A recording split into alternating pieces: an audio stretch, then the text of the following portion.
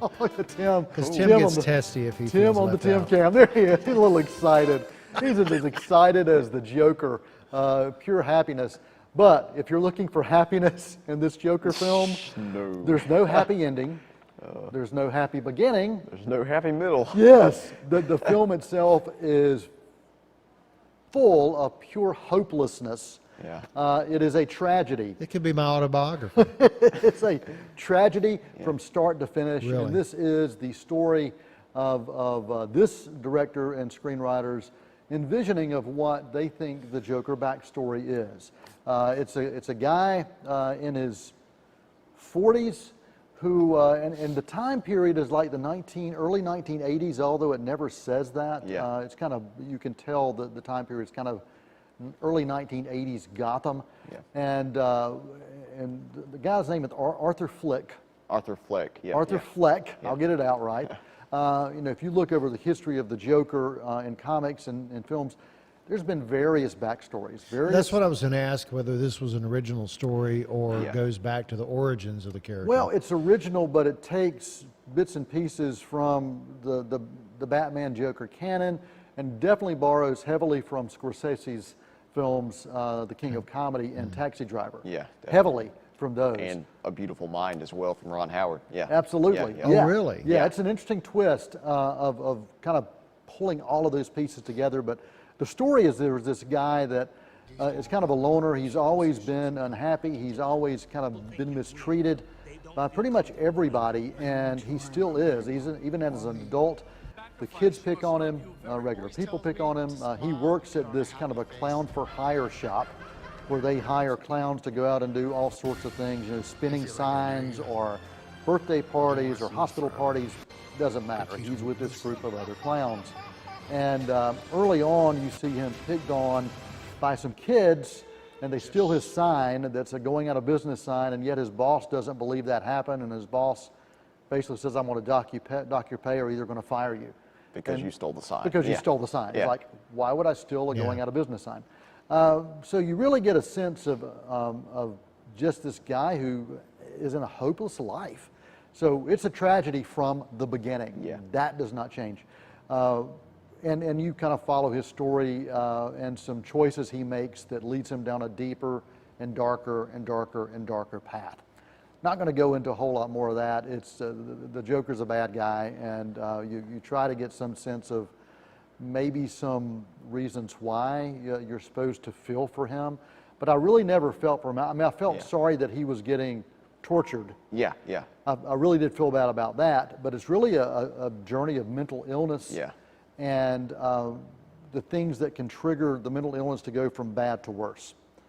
You think that's enough to give kind of the nutshell? Yeah, the more we talked about it, we were like, we know we're supposed to be having some sort of discussion about this film, whether it be how people are treated in society, people with mental illness, how we should never treat the people around. We should never know what they're going through, and we never know. Or what we never do know yeah. what they're going through, and we should work to treat them the best we can. And treat everybody with respect. Exactly. So some of those broader conversations, but when you get down to the more in-depth discussions, you don't have a clue what you're supposed to be talking about. Just the way they portray his character, it's just like it almost felt like, let's see how much we can torture this guy before he goes crazy. Yeah, let's see. Absolutely. Let's see, we have him hit by a car now. Oh, we have him, well, I don't want to get into spoilers, Right. but it's just one there were after a lot of another. It's a things- domino effect. Yeah, there were a lot of things that went wrong with this guy. Yeah. And some of those times, most of those times, he did not put himself in those situations. The situations found him. Let's go through the positives real quick. Yeah, yeah. You could not turn away from Phoenix's portrayal. Yeah. The first hour was really almost as perfect as a film can be. Yeah. And that first hour, I was writing a solid A. I was just Yeah. like, wow, this is just incredible. The shot selections, there were scenes where you had no dialogue and just the camera telling the story and the characters interacting, and with this kind of droning cello as background music that just really kind of brought you into it. Go ahead. I mean, it wasn't really a melody. It wasn't something that you could like can't hum it. along. Yeah, exactly. It was just pure like ambiance, Yeah. sound design, and it just really did a great job developing that just horrific atmosphere in a way. Thomas Wayne as a character shows up in this really as the bad guy. I Yeah, mean, yeah. it's the rich versus the poor, which we've seen a dozen times before, and also seen it in other Batman films before, including The Dark Knight Rises. Yeah. And so Thomas Wayne is kind of set up to be the bad guy. There are some interesting twists on what they do with his character and the relationship with the Joker, which that would give spoilers. I'm not going to do that. Sound design was great. The set pieces, the way it was shot, all the technical aspects were amazing.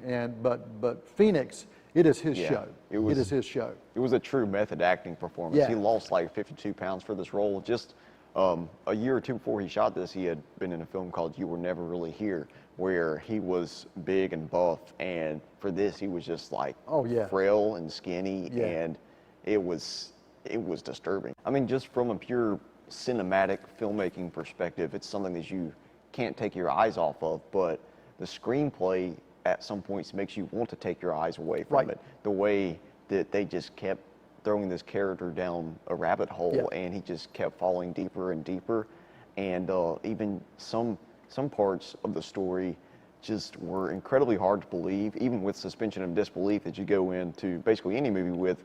Some things that happen with the character and the way he interacts with the people around him, you're just like, I cannot buy that, you know, especially in this world that's supposed to be as close to reality as possible. You know? It had 4 false endings. There were 4 times the movie could have ended, but it kept going. Yeah. It kept going. It kept going. Any questions or? It sounds like it was just too grim. It was It very was. grim. Yeah. This It's is too grim. this is not a superhero film. Not for the kids. It No. sounds It's like. not for the kids. Not It's at an all. R-rated film. It is for adults, and only for adults who can take violent films. I guess the obvious question for me is you talked about how great Phoenix is in the role, but how's he stack up against Heath Ledger? It's different. a different totally portrayal. I different get it. performances. Yeah, it's a I get that you can't. I don't They're think so you compare different. them. You can't Yeah, even compare yeah. the two. Because with Heath Ledger, you never knew anything about his backstory. Well, he kept changing his. It was the his multiple backstory. choice. Yeah. With this one, you see his journey to becoming the Joker. Right, but as a performance, equally Performance, solid. I'd say, yeah, Oscar worthy without Yeah, a doubt. Oscar worthy. Yeah, yeah. yeah. It'll. I would be surprised if he did not get nomination. Okay. Yeah. Yeah, he was spectacular. Well, it got Best Picture at the Venice Film Festival, Yep. right? Yeah. A few weeks ago. Yeah, yeah. So know what you're going into. It's worthy of watching, but not for the kids. It's not a superhero film. It's a character study of somebody who goes from having already having a mental illness to going deeper and deeper and deeper down that path without the help that can provide him a way out. So, Joker, what is your rating for this? Did you ever come up with a rating? I'm settling at a C+. Okay. Wow, Unfortunately, yeah, like we were talking about, the first hour was nearly perfect, but it's almost like as soon as he became the Joker, the film kept going downhill from there. Yeah. And if it's a movie all about the Joker, then that's not a good sign. Yeah, and I felt the same way. I actually, until the show started, I was at an incomplete, and I never give incompletes. Yeah. But I'm at that C+. I will move it up to a B- because of the acting was an A+. Yeah, yeah. And all the technical aspects were solid A's. But once the script started going off and they started throwing in these things, it really messed with me. And I'm not going to go back and rewatch this multiple times. No.